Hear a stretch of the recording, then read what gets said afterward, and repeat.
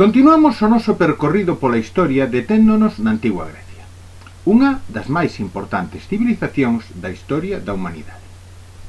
Antes de comezar a estudar as características históricas da Antigua Grecia, temos que saber onde se desenvolveu esta civilización. Seguro de que moitos de vós xa sabedes onde se atopa Grecia, pero, por se hai algún despistado, imos situalo no mapa.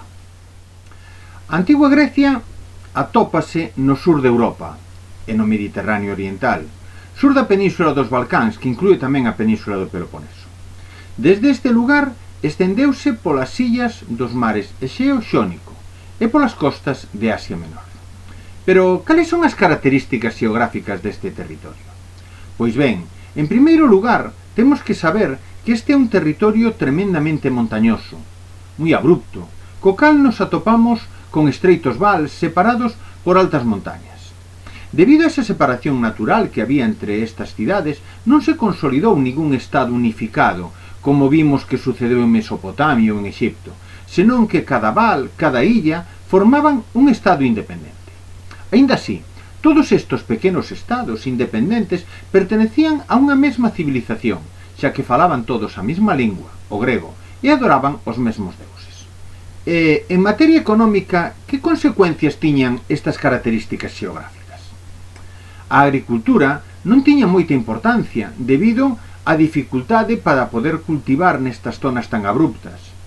Isto facía que se os gregos querían sobrevivir no seu propio territorio, non lles quedaba outra alternativa que a saída ao Mediterráneo. Do mar obtiñan o seu alimento e era unha importante vía de navegación para o comercio, que tamén desenvolveron moitísimo. Cales son as fases polas que pasa a historia da Antigua Grecia? Pois ben, como podemos ver na imaxe, a Antigua Grecia pasa por numerosas etapas, unhas etapas que abarcan un período que prácticamente dura uns 3000 anos. Primeiro a civilización minoica ou cretense, despois civilización micénica, época escura, época arcaica, época clásica e época helenística. As orixes desta civilización sitúanse en dous lugares, nunha illa, a illa de Creta, na que se desenvolveu a civilización cretense ou minoica, e na península do Peloponeso, na que se desenvolveu a civilización micénica. A civilización cretense ou minoica, como dicía, desenvólvese na illa de Creta, que estaba gobernada por reis poderosos. Un dos máis influentes foi o rei Minos, que construiu moitos palacios, como o de Noxos, con máis de 1000 habitacións. Un dos episodios mitolóxicos máis famosos e coñecidos dos antigos griegos desenvólvese na illa de Creta, é o mito cretense do laberinto do Minotauro. Segundo o mito do laberinto do Minotauro, un rei cretense chamado Minos mandou a Dédalo construir un labirinto para encerrar a un horrible besta metade home, metade todo, o Minotauro, o cal se alimentaba cada ano de mozos das familias máis nobres da cidade que o rei lle daba como tributo. Aquí entra en xogo outro heroe grego, Teseo, o cal, coa axuda da filla do rei Ariadna, logrou entrar no labirinto, matar a besta e sair. O feito de que Teseo conseguise sair do labirinto non lle pareceu ben a Minos, que mandou encerrar no labirinto ao seu creador, o arquitecto Dédalo, e ao seu fillo Ícaro. Pai e fillo tentaron escapar utilizando unhas ás feitas de cera e plumas de ave, pero Ícaro achegouse demasiado ao sol e as súas ás derretéronse, polo cal se precipitou contra o mar e acabou afogado.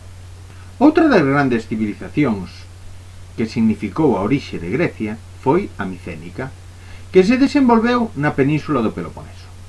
Debido ás ansias de conquista da civilización micénica, topámonos con outro dos mitos importantes da Antigua Grecia, o mito da Guerra de Troia.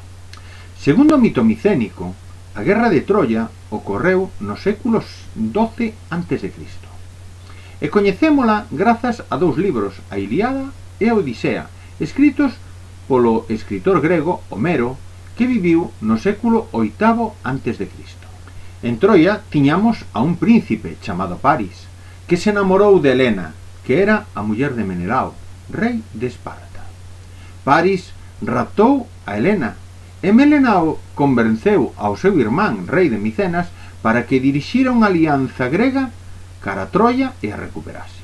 A loita durou máis de 10 anos e nel, por exemplo, participaron persoaxes mitolóxicos como Aquiles. A guerra de Troia terminou cando Ulises ideou unha estratagema para poder conseguir entrar en Troia e así, desde dentro, poder conseguir conquistar a cidade. Iso conseguiuno grazas ao cabalo de Troia. Despois da civilización micénica e da guerra de Troia, atopámonos cunha chamada época escura, na que apenas temos información relevante. Afortunadamente, para a historia, a época escura chega ao seu fin en torno ao ano 800 a.C., cando as polis ou cidades griegas comenzan a facerse importantes e a prosperar. As polis eran cidades cun goberno, cunhas leis e cun exército propio. Por eso dise que as polis eran cidades-estado. Nun principio, as polis estaban gobernadas por xefes locais, pero despois o poder pasou de mans dos máis ricos, que formaban unha minoría privilexiada. Os ricos chamábanse a si mesmos aristoi, que significa os mellores. De aquí procede a palabra aristocracia. Gracia, goberno, aristoi, os mellores. Polo tanto, o goberno dos mellores. A polis de Esparta é o mellor exemplo de polis gobernada pola aristocracia. Durante o século VI a.C., despois dun período de crise e de revoltas contra os aristoi, apareceu a democracia.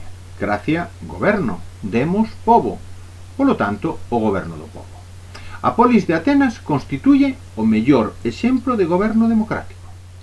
Como xa vimos antes, nestas cidades gregas aparecen unha serie de características comuns. O primeiro dos trazos comuns que terán estas cidades será a lingua, porque en todas elas falarán e escribirán o grego. Todas estas cidades teñen tamén uns mitos e lendas comuns, como os que vimos, e todas estas cidades desenvolverán tamén unha relixión común. Todo isto facía que estas cidades gregas tivesen un sentimento común de pertenza a un territorio, ao que chamaban Hélade, que significa territorio dos gregos. Entre os séculos VIII e VI a.C., as polis griegas viviron un período de crise, debido sobre todo a que a poboación aumentou moito, pero a terra era pouco fértil e non producía alimentos suficientes. Ademais, a maior parte das terras estaba en mans dunha minoría rica, mentras que os campesinos eran pobres. Esta situación obrigou a moitos gregos a emigrar e fundar numerosas colonias polo Mediterráneo. As colonias son cidades independentes, creadas fora da Hélade, aínda que mantiñan os deuses, as costumes e a organización da pole da que proviñan, que é a metrópole ou polenai. Metro, en grego, é nai, e pole é o mismo que cidade. Polo que metrópole é a cidade nai, é dicir, a cidade da que emigraron. Esta colonización grega realizouse entre os séculos VIII e VI a.C., como decíamos antes, expandíndose por zonas tanto ao oeste, cara ao sur de Italia, Francia, Libia e leste da Península Ibérica, como cara ao leste, fundando colonias na costa do Mar Negro, como podemos ver aí no mapa. As colonias fundábanse en zonas de costa e mantiñan contactos comerciais cos povos autóctonos que vivían nesas zonas, así como tamén coa cidade da que proviñan ou o que chamábamos metrópole. A Península Ibérica, por exemplo, chegaron no século VII a.C. e fundaron cidades como Emporion ou Rode en Girona, Hemeroscopeion en Alicante ou Mainaque en Málaga. E con isto chegamos ao final deste vídeo.